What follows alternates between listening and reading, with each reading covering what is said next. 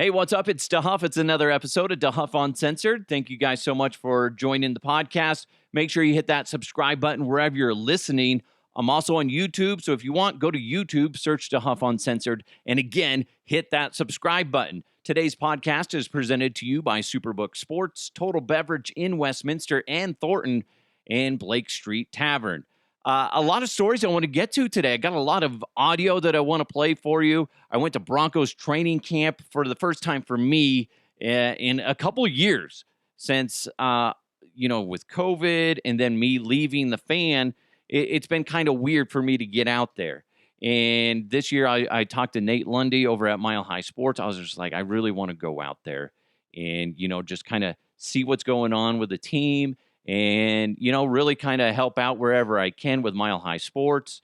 I popped on with Danny Williams. He's on the Mile High Sports morning show over there. I think it's like Smile High Sports or my Smile High morning show, something like that.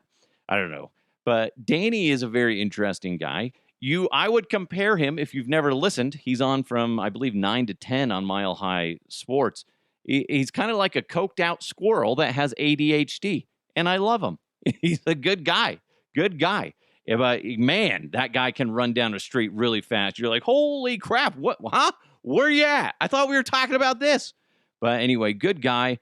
Also had a chance to catch up with the guys over at Altitude Sports Radio, Josh Dover. Josh Dover has the most beautiful hair in Denver, Colorado, probably in media. Obviously, I'm sure some of you out there have beautiful hair.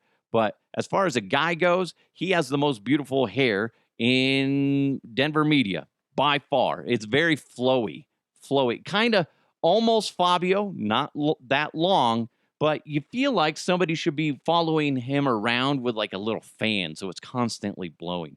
But Josh Dover, he and I used to work together a long time ago. Good guy. Also got a chance to hang out with Scott Hastings, who was on this podcast not too long ago. Talked with Vic Lombardi. They're one of their co-hosts, Brett Kane. I never talked to Brett Kane.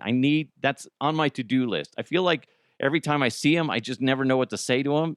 So he probably thinks I'm a major asshole, which he wouldn't be too far off, right? But I need to make it a point. I'm going back there in a couple days. I got to make it a point to just fully introduce myself and talk to him because I feel like a dick. Like I talk to everybody else. I just haven't talked to him. So Brett, I'm sure you're not listening, but maybe some of your fans are. Let them know I'm going to talk to him. We're going to have a talk. It's going to be good. Maybe I'll hold his hand. I don't know. Maybe we'll embrace and have a hug. It'll be great. Can't wait. Also got a chance to joke around with former Denver Bronco tight end Nate Jackson and Chad Brown, obviously former Pittsburgh Steeler, Patriot, Seahawk, and just great guy. Got a chance to talk with them, joking around with them. Andy Lindahl. Man, there's just so many great people that I get a chance to work with on a regular basis when you go out to Broncos camp. For the most part, everybody is just great out there. We're a big family. We all talk to each other. We share stories, battle stories, just like any other industry out there. She's like, can't believe what this guy did. Or did you hear about this? It's kind of gossipy. We're kind of gossipy, and that's fine. I like hearing stories. I'm kind of out of the loop now that I'm over here, but then I'm not out of the loop because a lot of people are still talking to me, sending me information about what's going on in different locations as far as Denver media goes. So it's neat. I got a chance to see Zach By, who's part of Stokley and Zach's show. Amazing show. If you've never listened, you got to check him out on The Fan. Zach and I embraced. We hugged, as, we should. But here's the thing. Here's the thing that kind of rubbed me the wrong way. I saw Brandon Stokley, former Denver Bronco wide receiver. Worked with him for a few years over at The Fan. Good guy, I thought. But he walks right in front of me. He's like maybe a foot or two away. And I say, hey, how's it going? And he just looks at me. Doesn't say a word, just like, hey, just like kind of grunts.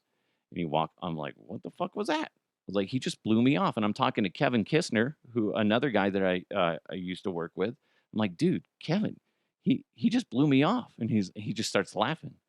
And then Stoke does it again. He walks by. I say, hey, doesn't say a fucking word to me. And then he comes by again. And I was like, really?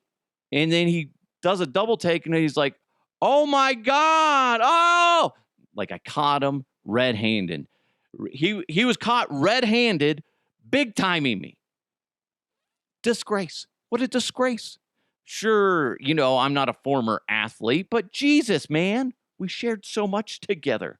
I make fun of you and, you profit off of it, Stokley. Listen, I've made your career. People didn't know who you were. Sure, you caught touchdowns from Peyton Manning, your best friend. But me making fun of you and saying that I'm hotter than a red pepper, I'm a raging Cajun, that really skyrocketed your career. But it was funny. Stokley, he was embarrassed. He didn't recognize me because I have a full beard. And anyway, I did a walk and talk with him, and I'm going to play you that audio right here because it was funny. He has a great sense of humor, and he felt like an asshole for doing what he did. And here's the audio. Hey, everybody, I'm with my best friend, Brandon Stokley. Hey, how you doing, Scott? This guy just big-timed me on the sidelines. I did. I actually did. I did, but I didn't recognize you. I don't know what it is. I don't know if you got more muscle. No. You look a little bit bigger. Not no more muscle. It's definitely not more muscle. I don't know. Just, you've been eating well. You've been eating well. I don't know what it is. I refuse to skip a meal. Right. I have noticed, and that's why I didn't recognize you. And then I walked by you for the second time. And I looked, and you had your shirt on, the Huff Uncensored. I said, who else would be wearing the Huff Uncensored shirt except for Scott DeHuff? And I double took, and I was like, or double take, whatever. And I said, there he is, buddy. That's the Cajun lingo. Double took, man. Double took it. I said, there's Scott. I felt so bad. I looked at you like 3 or 4 times. I never said hi. Yeah, he seriously looked at me. He's like, peasant. You're not Peyton. All right, brother. Be good. All right. Thank you so much to Brandon Stokley for joining the podcast. Now I can say he's a contributor to the podcast. I tricked you so much, Brandon Stokley. Fool. Anyways, yeah, Stokley, he felt bad. He felt like such a dick. But it's one of those things where guys like him, he being a former Denver Bronco, being a best friend of Peyton Manning, and being on a successful afternoon radio show, he gets a lot of people that are like, hey, I want to talk to you. I think you're awesome. I think you're great. And I think he was just like, come on, enough already. Okay, enough. I will not get you a meeting with Peyton Manning. That's probably what he thought was going to happen. But no, it was just me, and it was funny. He felt like a jerk, and it was great. So, and then, of course, as I'm doing the video, Zach By, his co-host, is clowning around in the background. Richie Carney, the assistant program director over at The Fan, started rubbing my beard. And I'm like, I didn't give you permission to touch me, Richie. Okay? Maybe later. Okay? Gosh. Anyway, and then Eric Goodman of Mile High Sports is just like peeking. It was just like a big cluster of just goofiness. It was funny. If you want to see the video, I'll have it up here on the YouTube part of this podcast, as well as you can check it out on my social media channels. It was fun. There was a lot going on at Broncos camp. I saw John Elway at Broncos camp, and I think I was the only one that took a picture of John Elway walking out onto the field. I was just like, this is a Duke, man. John Elway is the man. And it's funny because I feel like John Elway and I are becoming best friends. He might not know it, but I feel like this is happening. I'll tell you why. I take a picture of John Elway and I say, the Duke is here at Broncos camp. And then, hashtag Broncos, Broncos country, all that crap. He liked it. He liked my post. That means we're on our way to being best buds. Now, I'll give you a little history to add on to this. When I was 7 years old, I went to my very first Broncos training camp up in Greeley. So right around 1986, Jesus, a long time ago, I saw John Elway through a giant crowd of fans as he was signing autographs. Okay? That's the start of our connection. Fast forward, I don't know, however many years, maybe about 10 years ago from now, maybe a little bit longer than that. I'm at Broncos training camp, set up. I'm working, talking with Scott Hastings and Alfred Williams. Next thing I know, God, I get a little emotional when I talk about this. Next thing I know, John Elway walks up right behind me, starts rubbing my shoulders, and he pats me in the back, and he's like, "What's up, DeHuff?" And I'm like, "Oh, my God." Oh, God. Oh, God. Guys, it's going to be hard for me to walk for a while. No, all joking aside, I was like, that was one of the coolest moments as a Bronco fan. Now, obviously, I kept it cool, did a minor squeal when he did that, but he was just being cool and nice and whatever. He was in a good mood. And he probably read my credentials, so he had no idea who I actually was. But I thought that was one of the coolest things as a Bronco fan. I'm like, dude, I loved watching John Elway. And I just really thought it was cool, like how hard he could throw the football and accurately. And do you guys ever remember hearing about the Elway cross? Like he would throw it so hard that guys after the game would have little crosses from the football hitting their chest. And you just, when you look at a front of a football, there's 4 panels on a football, basically. So when it would hit somebody's chest, when they catch it, it would leave like an imprint, like a little bruise. So crazy. I just thought that was cool. I would love if I could ever do it, and if I ever get an opportunity, it could be just one time. I would love to try to catch a football from John Elway. I don't care about anybody else. Maybe Peyton, although Peyton might break my fingers because he throws those goose eggs all the time. Like, wow, it's a wounded duck. Everybody get out of the way. Just kidding. Peyton can still sling it, I'm sure. But a dream of mine would be to be able to catch, at least attempt to catch a football from John Elway. I mean, I just think that would be neat.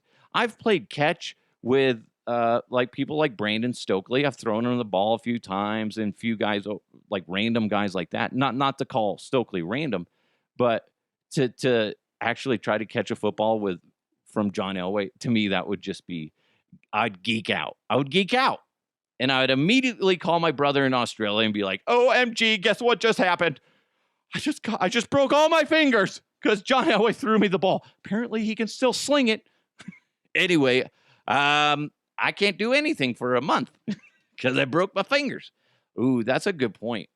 Me personally, I probably would break my fingers. I probably would. But anyway, it was cool to see Elway out there. And yes, I did get a little giggly when I saw that he liked my post. And I'm sure he was just sympathy because only a few people liked it. So he's just like, I'll be nice to this guy, whoever he is. Anyway, quick takeaway from Broncos camp. It was great to see KJ Hamler out there. He's coming back on the field after extensive injuries. And, but the one thing that really kind of concerned me, and not very many people were talking about this, is that he's still, as of right now, wearing a knee brace. And it may come off every now and then, but what we really need to be focusing on is that knee brace going to be on once the season starts? Because that's going to stifle his big gift. His gift is speed and quickness. You subtract that, I mean, what do you got? He's not so special anymore. He's still probably really fast. Don't get me wrong. KJ Hamler with a knee brace could smoke a lot of guys in the NFL, but he's not as fast, and that's concerning. If he has a knee brace on, it's going to hinder his mobility. It's going to make it so he's not as quick, not as fast, and, that's kind of troubling to me. So hopefully we'll, that will come off. So we'll have to keep an eye on that. If you see that pop on, like he could take it off, and then next thing you know, it goes back on. So that will be a little bit concerning, and realize that the injury isn't fully healed. Russell Wilson was addressing the fans last week once camp started, and I thought it was a really neat thing. And I want to play this video, this audio of Russell Wilson addressing the crowd at Broncos training camp, and we'll react to it on the other side. What's happening? Y'all ready? It's an honor to be here. Honestly, to be here playing for you guys, playing for the Denver Broncos. What a gift. I would say, playing the game, playing the quarterback position is the greatest gift in the world, especially being a part of being with these guys and this championship football team we got behind us. We can do it, so we're excited about it. We want to thank you guys. We want to thank you guys for coming out. Obviously, it means so much to us just to be able to celebrate practice and show you guys how hard we're working to go win the Super Bowl. That's the plan, to go win the Super Bowl. That's what we guys come here to do. And it's going to take a lot of hard work. It's going to take you guys standing up, being loud as possible. Even today, you guys are preparing us for something greater. And just know that we're really grateful for that. And it's an honor to be here. And I gotta get a Broncos country, let's ride.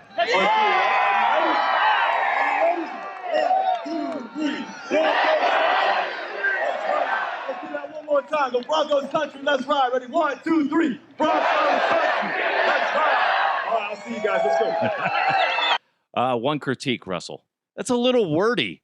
Broncos country, let's ride. You're trying to get all these people that haven't really had a chance to prepare for this to say all that. Broncos country, let's ride. That's a lot. So what he could have said and should have said is said, I'm going to say Broncos country, and then you guys say, let's ride. And then he does it. Then it would have sounded great. Russell, it's a little concerning. That's my big concern with Russell is he doesn't know really how to manage a crowd.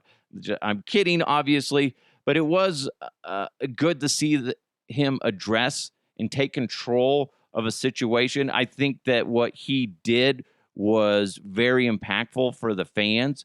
A leadership hungry fan base, because they haven't really had it. We haven't had faith in the quarterback position since Peyton Manning left. So the fact that Russell went out there and he had an opportunity to say, hey, guys, the fans are right here. A lot of the fans, not all of them, but a good chunk are right here. So I want to address something with them. And it was very simple, but I appreciated it, and it was a good thing. And yeah, he says that, the goal is the Super Bowl, as it should be. And I don't like it when people are like, they knock on a player for saying we're going to the Super Bowl. That should always be your goal as a player, as a coach, is to be the best. Whatever your job is, if your goal is to just get by and get a paycheck, well, then you shouldn't be there. If your goal is to be the best at whatever your job is, then you're doing things right. You may not always be the best, but if you're putting it all out there and you're giving it your all and you're, trying all that shit. I just said the same thing like over and over again. But at least you're out there putting it out there and you're trying to be the best. Shit, yeah, there's going to be other people that are better than you. But shit, man, at least you're out there fucking giving it all. So I appreciate that he's out there. It is a good vibe out there at Broncos training camp. It's not the same vibe as when the Broncos got Peyton Manning, but Peyton Manning's on a different level. He's a different cat. And I was listening to Brandon Stokley. There was a point where Russell stopped practice real quick because he didn't like how the offense did something. And he had the receiver rerun a route and redo things. He didn't completely shut down practice because they do things in like periods. And that was a cool thing that he did. But to compare it to Peyton Manning, he would be, if he didn't like how practice was going, he would just make them redo the entire team, including the defense, redo the period. The period could be done with and be like, no, screw it. I'm taking control of this shit. Fuck you, coaches. This is how we're doing it. If you want to be the best, you got to put in the best effort. Pretty simple. And so there's slight similarities, but not as aggressive of similarities. So that's something to take note. I know we want it to be exactly like with Peyton taking over. He's a different guy. He's a different leader, but he is a leader, and that's what's important. He takes control of situations. He's calm. He's cool. That's good. Doesn't freak out. There was a lot of times in practice that I was there, he was underthrowing on the deep ball. So that's something that hopefully that as they get into the rhythm with the receivers, that gets fixed. But I'm not concerned about anything, but we just need to realize this is a new scheme. This is new everything. There's a lot of excitement, but it's not apples to apples. He's not Peyton Manning. He's a different cat. So it'll be interesting to see how this season plays out. You got more stories coming up. You're up here in a second, but first, summer is here, and there's no better time to make your first bet with Superbook Sports, along with its usual vast betting menu. Superbook already has a lineup for every pro football game this fall. Plus, when you make your first deposit on the Superbook app or sign up at superbook.com, they're going to match 100% of your money up to $500. It's never too early to start thinking about football at Superbook Sports. So place your bet and start winning today. Visit superbook.com for terms and conditions. If you have a gambling problem, call 1-800-522-4700. So Chef Gordon Ramsay, he's my favorite chef. He's my favorite chef because one, he's good, and two, he talks like a normal person. Drops the F-bomb, calls people fucking donkeys, or you're dumber than a sandwich. Shit like that. He's just funny. But he's legit, and I respect, as somebody that worked in, even though I worked in fast food, I did not do full service. That shit is very difficult. If you work in full service or ever worked in full service, I tip my hat to you because you guys bust your butt. And quick service is one thing, but full service is another. They're two different entities. But I respect the shit out of what he does. His recipes, that they all look amazing, and he strives for perfection. That being said, he's coming under a lot of criticism for a TikTok video. I believe he did it last week, but it's him. He's on a farm, and I believe it's lambs that he's kind of interacting with some lambs. And it's funny because people just are freaking out over this. I don't see what the big deal is. Hopefully this transitions well to audio, but if you're on YouTube, you'll be able to see the video as well. He's sneaking up on the lambs into the pen. I'm going to eat you. Yummy, yum, yum, yum, yum, yum. Yummy, yum, yum, yum, yum, yum, yum. Which one's going in the oven first? You.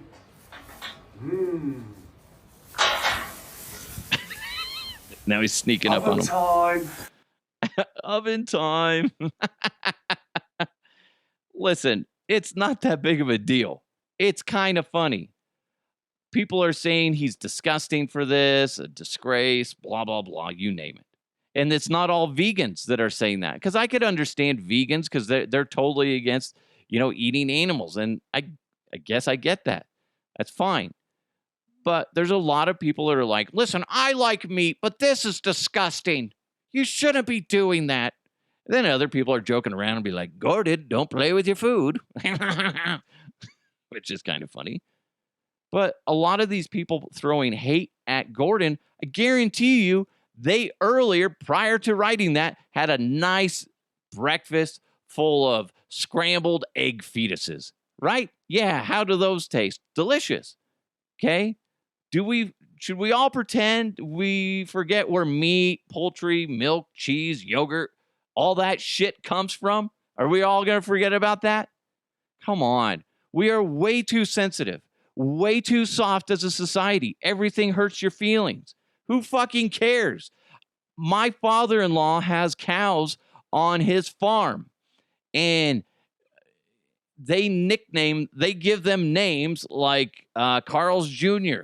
or Wendy's, not Wendy's, but you know what I'm saying, like Burger King or the Whopper, stuff like that. Why? Because you fucking eat them.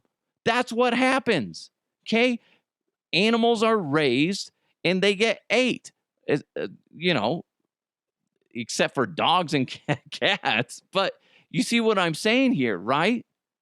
Quit being so sensitive. You're the ones with the problem. There's a TikToker, and yes, I do watch a lot of TikTok because you fall down this rabbit hole. There's this guy, he will, and I need to get his follow name, his username, so you guys can follow him. Follow name, what the fuck? It's funny because it's a great example of how we get offended for other people and don't ever take the time to talk to the other people who we feel like we're defending. So this guy will dress up as he wore a traditional, somewhat stereotypical, like if you were working in a rice field in China or something like that, or in that area of the world. And this guy's wearing that plus a traditional wardrobe, but according to some people, stereotypical. So he goes around wearing this. He's a white dude, and he goes around asking people in the United States, does this costume offend you? And they're like, yes, that's very offensive. You should be ashamed of yourself, blah, blah, blah. And everybody in the United States was just like offended by it. They're like, you're fucked up. You're a piece of shit. Then he goes to Chinatown wearing the same outfit, and he's like, do you like my my outfit? And they're like, he asked like 20 people, and they all say the same thing. Yeah, you look very good. Does this outfit offend you? No, not at all. You look good. I like it. We're the ones getting offended by it, and it's not even us. And he'll do that for different things, and I need to get that for you so you can watch it. But we get offended when we have no need to be offended. It's ridiculous. We're very soft as a society. You saw that Lizzo change out the word spaz in her song Girls, spelled Grrls. I guess I'm pronouncing it right. For that, she took out the word spaz because it was offensive. Because somebody that could be disabled and doesn't have the ability to control if they, quote unquote, spaz out, move uncontrollably, that they could be offended by the word spaz. Here's the definition of spaz. You lose physical or emotional control. That's it. That can be anybody. Beyonce just came out. Beyonce, she's won 28 Grammys. She's freaking very successful. Awesome. She's getting criticized for using the word spaz and spazzing in the song, I believe it's Heated, co-written by Drake. So somebody complained, I believe the same people that complained about the Lizzo song, and she's now changing the lyrics, removing it out of the album that she just released. It's a little ridiculous, guys. I get it. Now, if she was saying spaz like I have Tourette's syndrome or I'm spazzing like, I got epilepsy or something like that, that would be fucked up. And I'd be like, yeah, change that shit. Change it. That's disgusting. You should be embarrassed.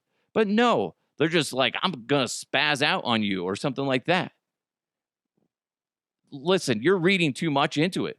I could pull the same fucking hissy fit. And I get it. Some people are disabled.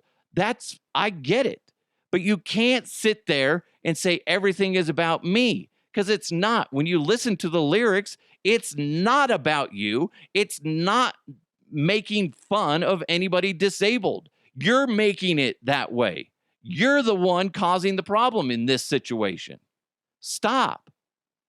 It's not. It just drives me nuts. Stop it, please.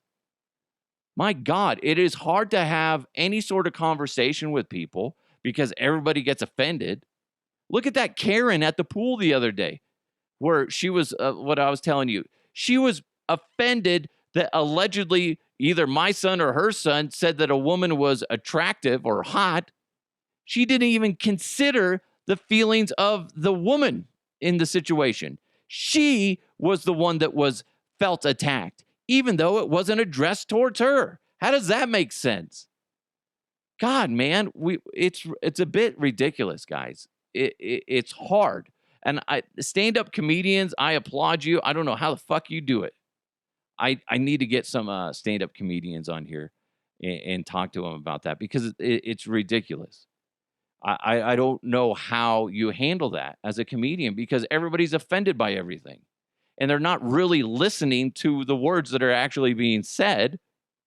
And they're just making it way too personal, regardless if it's about them. In this situation, with the Lizzo and the Beyonce thing, I did read that there was at least one girl that was, I can't remember what she suffered from, but she felt it was a personal attack on her and other individuals that were disabled. So in that situation, she was disabled, but she felt that the song, that word, was addressing people like her. And while it sucks that you have what you have, I get it, but it's just like, that's not what the word means. And you're just adding on to that. We're going to be so over-censored in our lives that you can't say anything. And it's hard. It's hard for me, I'm doing this podcast, I'm uncensored. Guess what? I say things that I feel that are true, but it's just like, I'm guaranteeing you there's a lot of people that get offended by what I say. And you know what? Life's too short to be offended by everything. Quit. Jesus. I get it. Spaz. Really. Spaz is losing physical or emotional control. That's it. We all do it. Look at me right now. I'm spazzing. Okay? Fuck. It's not a knock on anybody that's disabled. Jesus. Am I going to start getting offended by people that use the word asshole in songs because it's an attack on me because I'm an asshole? Is that what's going to happen? Is that what I need to do? Guys, seriously, stop and think for a second. Life's not all about you. The word spaz is literally somebody or something is the expression of somebody losing physical or emotional control. That's it. And that can be a variety of things. My hand spazzes out a lot of times, especially when I used to work at the radio station, always being on a mouse and stuff. My hands would always spaz out, like twitch and shit. Okay? I'm not offended by this shit. I know there's a lot. I'll get random twitches all the time in my life. Now, is this a debilitating disease? No, it's not. Listen, that's beside the point. All this shit, guys, we're too soft. Gordon Ramsay did nothing wrong. He's saying the truth. This is where our food comes from, people. They start off cute and fuzzy, and guess what? They end up in my tummy. Okay? That's how it goes. That's life. That is the reality we live in. We raise animals. We eat them as far as farm animals go. Right?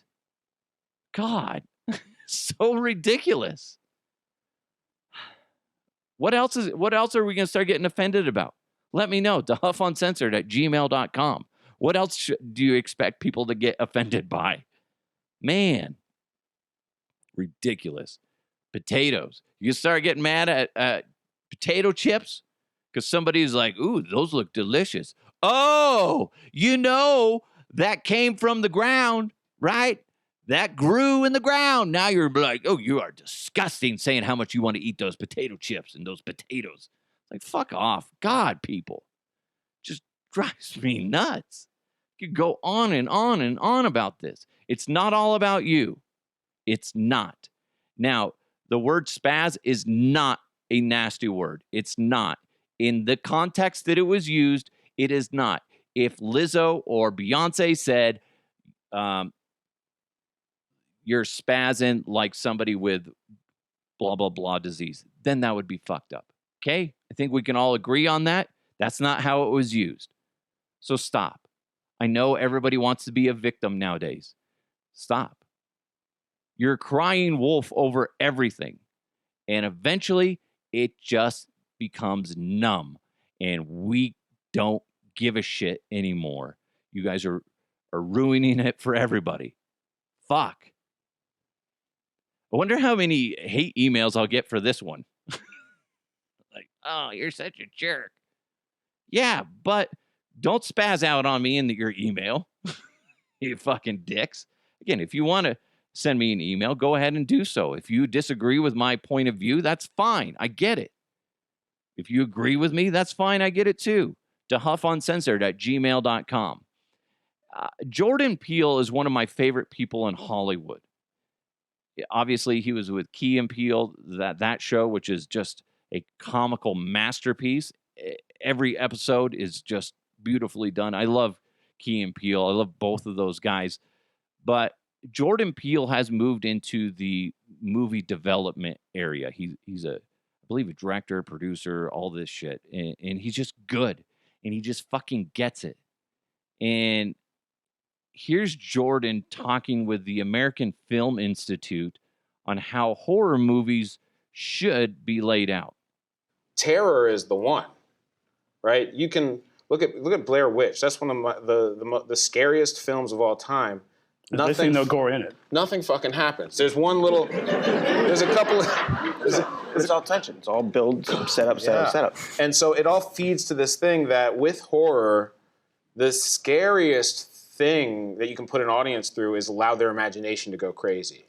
And in fact, you can have a movie where nothing happens if the audience knows we're headed somewhere and they're trying to figure out where that is. That's how you get, the Rosemary's Babies. You get Paranormal Activity. And I think quite often what happens in a horror film, in many horror films that maybe work less for me, is like the second you see the monster, it's like, okay. Yeah, that's lamer than what I thought the monster was going to look like. Okay, well, all right, it's sweet, we'll deal with it. But, it's the Jaws rule, right? You don't show that monster until late. Exactly. And I agree with him on that, because your imagination just runs wild. Be like, what the fuck is this? What is that movie? And they kind of went away with it in the second movie, that one where they don't talk, whatever. I don't know. I don't remember what it's called. But you get my point, is like, you don't see you see a flash of what the villain is, or the bad guy, the whatever you want to say it, the creature. You get a flash of it and you're like, oh, what the fuck was that? And then you're jumping in your seat because you don't really know what it is.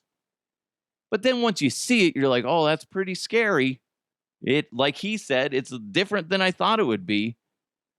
But it kind of loses that mystery. So you're like, oh, wow, okay. And it's when like he was saying, the Blair Witch, nothing fucking happened, but your imagination just runs wild. And like with so many things in life, that can be so dangerous when your imagination runs wild. So I just like how he wrote that or voiced that. And it's interesting now going forward when I see a movie, and if it's a scary kind, it's just like, you see, like, how good is it up until you find out what the scary thing is and what it looks like. Because it's probably going to be a lot more scary until you see it. And usually, like he said, the Jaws effect, you put that at the end, right near the end. It's fascinating because you're just like, what the? It makes sense. It does make a lot of sense. So, I don't know. Maybe you've observed that before me. I didn't really think about it before. Obviously, guys, I just sit down and watch movies. I don't really care how believable movies are. I always think it's funny when you watch a horror movie or like a superhero movie and people start bagging and be like, that's not true. That couldn't happen.